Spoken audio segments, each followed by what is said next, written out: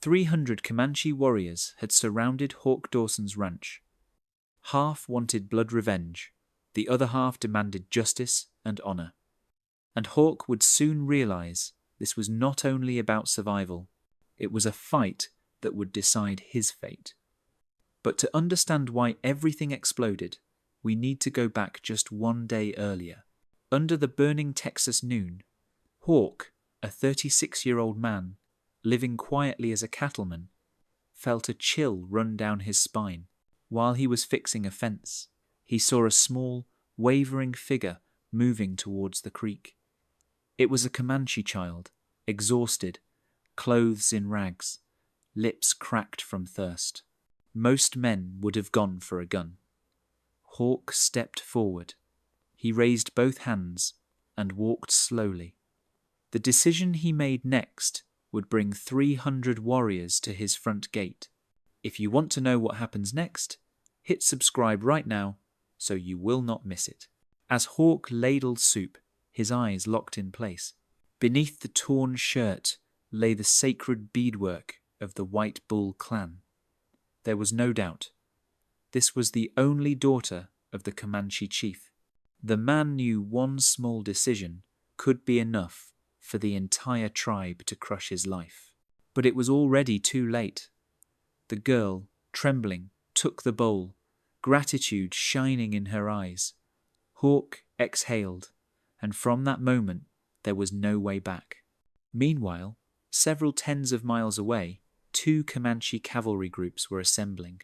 One followed White Bull, determined to bring the girl home safely. The other followed Broken Arrow, shouting for blood to wash away humiliation. 300 warriors, split into 2 factions, were headed for Hawk's ranch. As dusk fell, Hawk's neighbors suddenly arrived. Cletus, Deputy Sheriff Morrison, and Reverend Travers. They shouted, "Ezekiel, you are harboring White Bull's daughter. Are you out of your mind?" Morrison's voice went cold. "If the rumor is true, by tonight 100 warriors will surround this place. I will give you 1 hour. Either return her or be ready to die." Hawk stood stunned. The whole town, and Hawk himself, were standing on a cliff's edge. They left. Night fell thick and heavy.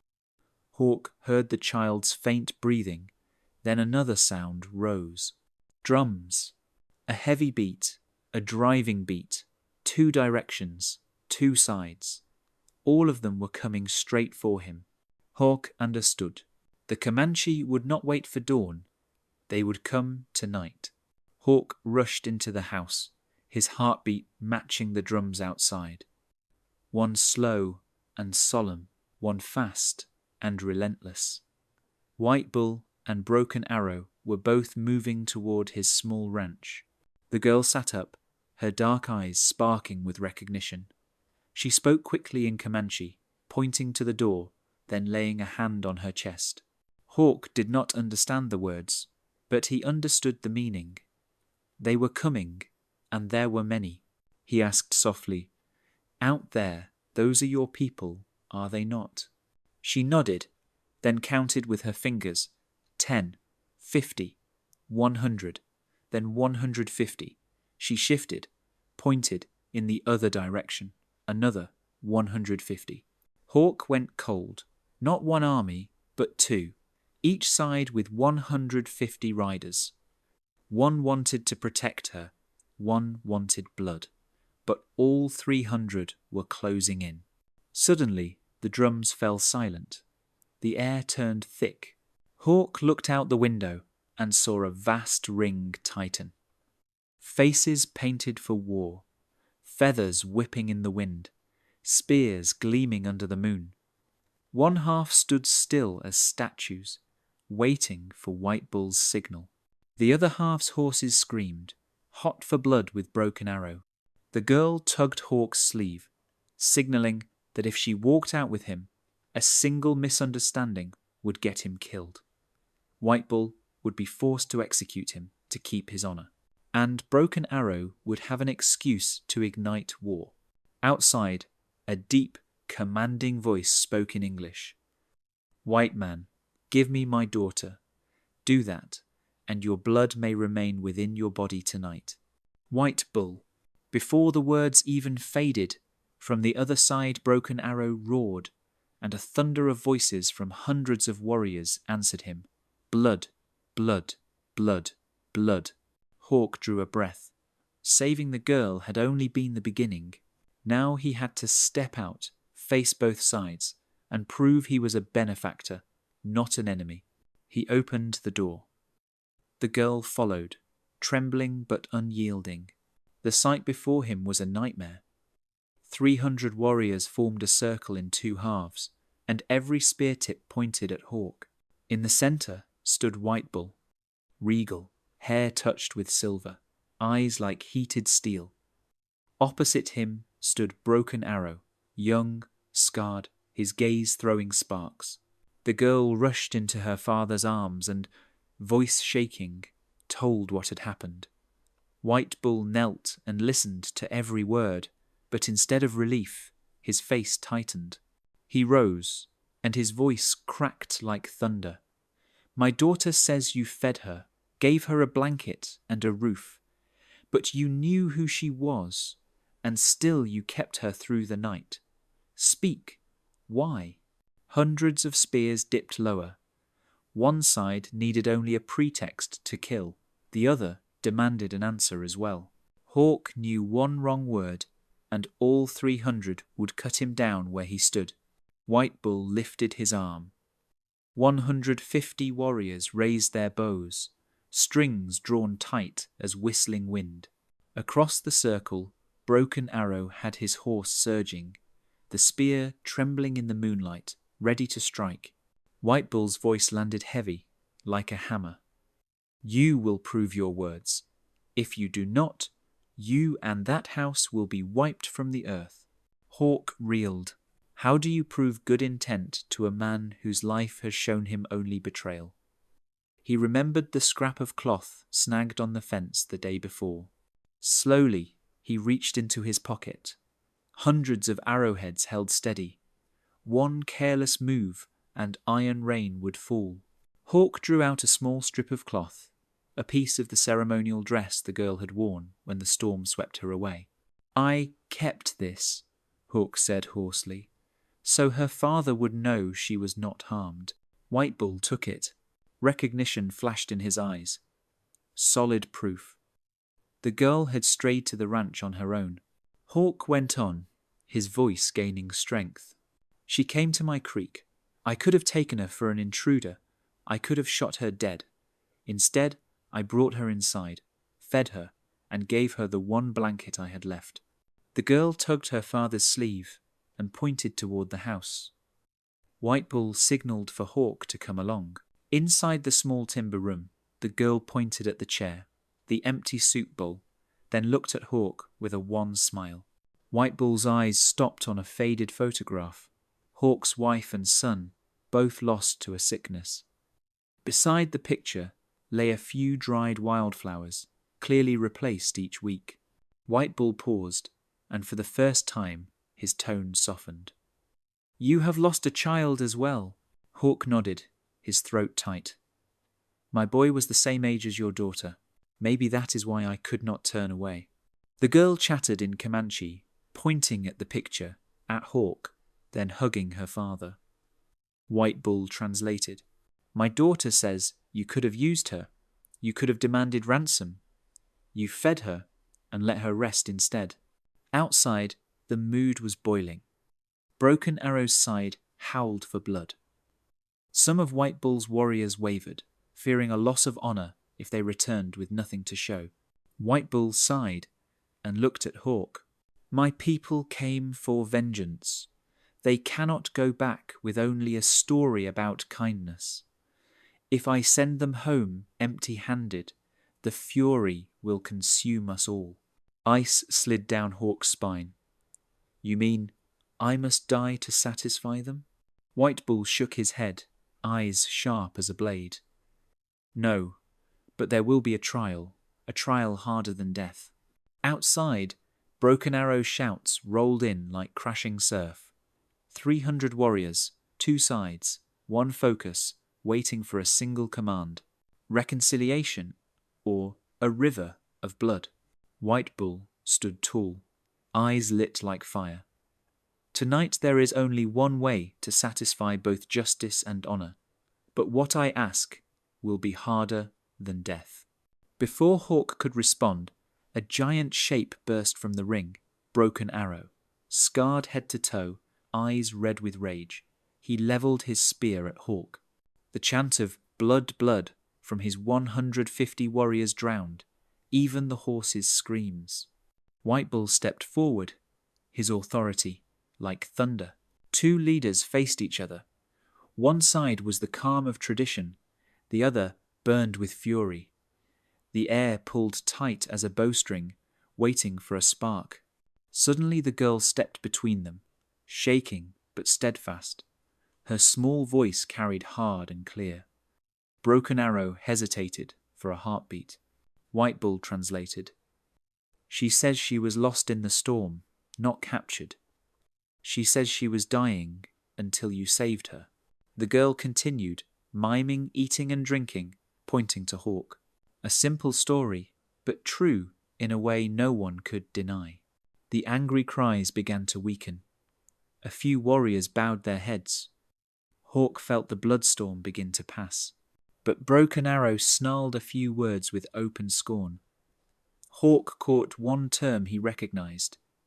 Wasichu, the white man. The girl did not step back. She stared at him, voice shaking but burning. If your child were dying out on the desert, would you want a stranger to turn away or to reach out a hand? White Bull translated. Breath seemed to stop. The spear in Broken Arrow's grip slowly lowered. His warriors looked at one another, their faces unsure.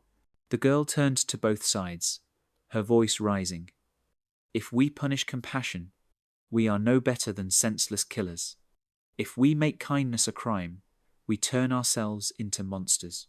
The translation cut the night like a blade. The ring fell silent. A few furious eyes softened into thought. Broken Arrow kept silent a long time, then spoke a short sentence. White Bull turned to Hawk. He says, perhaps the spirit sent him a teacher, not an enemy, and wisdom sometimes comes from the smallest voice. The prairie went still. No more cries for blood, no more spears lifted high, only a fragile quiet where hatred wavered before the truth. White Bull looked at Hawk with weight and respect. My daughter has done the impossible. Now it is your turn. Will you walk into our village, face elders who despise your people, and prove that her faith is right? Hawk looked down at the girl. For the first time, her eyes held not despair, but trust. Trust placed entirely in him. Hawk understood. Tonight was only the beginning. The road ahead would be far more dangerous. The journey to the Comanche village took 3 hours, through a canyon Hawk had never dared to enter. Moonlight washed the earth. Hundreds of warrior eyes tracked his every move. Ahead, the village fires flickered like a gate to fate. As soon as they arrived, the council of elders convened. 7 imposing figures sat around the fire, their eyes deep as if they could see through to Hawk's soul. He stood in the circle, keenly aware that no white man had ever stood here unbound. White Bull told the story, his voice both accusation and defense. Then Broken Arrow stepped forward, shouting that blood must answer blood, and the young warriors thundered in reply. The air turned dense and airless. Suddenly, the girl ran out. Small, ragged, yet her voice rang clear and steady. She spoke for a full 10 minutes. Hawk did not understand the language, but looking into the elder's eyes, he knew each word was turning his fate. When she finished, the eldest elder rasped a single question. White Bull translated. He asks, if there were another Comanche child, would you risk your life to save that child, even if the price were death? My daughter answered for you. She said yes. Hawk froze. An 8-year-old had placed his life in the hands of the spirits. The elders deliberated, sometimes fierce, sometimes thoughtful. Hawk's knees trembled, cold sweat ran down his back. Then the silver-haired elder rose, his voice rolling like far thunder. Tonight, the spirits do not test our strength with war. They test whether we can recognize when compassion deserves to be repaid. White Bull translated, and Hawk nearly collapsed with relief. But it was not over. You will return to your land in safety. More than that, from this day, your ranch will be under the tribe's protection. Any Comanche who harms you will answer to this council. Hawk choked up. I do not know what to say, the old elder went on. There is one condition. You must promise that any Comanche who comes to you in hunger, thirst, or injury will receive the same kindness you gave the chief's daughter. Hawk clenched his fist and did not hesitate. I promise. At that moment, the girl ran to him and held him tight. For the first time, in halting but clear English, she whispered, Thank you. You saved me. Now I save you. Firelight danced in Hawk's eyes. He knew he had just stepped back from the edge, saved by the absolute faith of a child he had once thought was only a stray. Dawn spread across the Texas plains, the first light flowing over endless grass. Hawk rode back to his ranch, not through a ring of death this time, but between two files of Comanche horsemen. They were no longer a war party. They were an honor guard. People in the territory could not believe what they saw. A white man returning home, escorted by all 300 Comanche warriors who, only the night before, had almost burned his house to the ground. From that night on, Hawk's ranch became neutral ground. No one dared touch it. No one wanted to turn it into a battlefield. Settlers and natives, who had known only hatred, began to treat that place as a fragile bridge between two worlds. Hawk was not rich, and he never became famous like the legendary gunfighters, but he lived the rest of his life in a strange peace. In his heart, he knew that his kindness to one child had stopped a bloodstorm that could have taken hundreds of lives. Years later, on the anniversary of that fateful night, a Comanche young woman returned to Hawk's ranch. She was no longer the exhausted child by the creek. She was grown, respected by her people. They shared a simple meal and remembered the night when two worlds chose understanding over killing. With time, that girl became a true bridge. She became an interpreter, a peacemaker, and above all, a living witness that compassion can shift the course of history.